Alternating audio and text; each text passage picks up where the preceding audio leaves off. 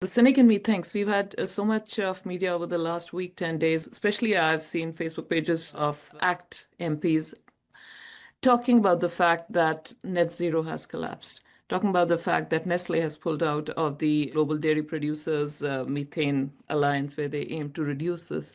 Yet, the Center for Sustainable Finance, I believe this is a backdoor because Kiwi Bank is the only bank that I see that is not listed as a partner with the Center for Sustainable Finance. All the others are listed there.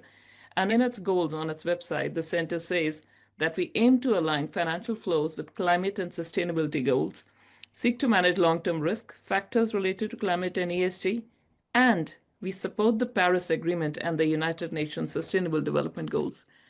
And for me, this seems to be a backdoor. We can keep touting that the United Nations convened Net Zero Alliance has collapsed or Nestle is pulled out. But these guys, I think they have collapsed because they have done their job, which was to pass on the baton to domestic players in individual countries to take this on.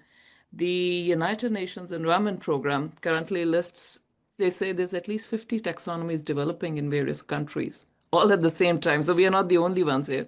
Do you look at it like that, as this pretty much hitting now, coming to a doorstep?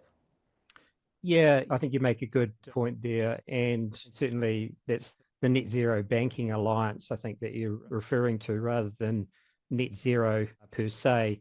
But it's probably a good point because, the net zero narrative as such is still very much alive and well. And there's a whole lot of contributing components to that. It's included in international agreements. It's included in some of these taxonomy type things, these banking alliance things.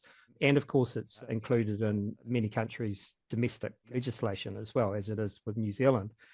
And so having, kind of one area come up short, there's so many tentacles to this thing that it's going to take a long time and a lot of change to unwind.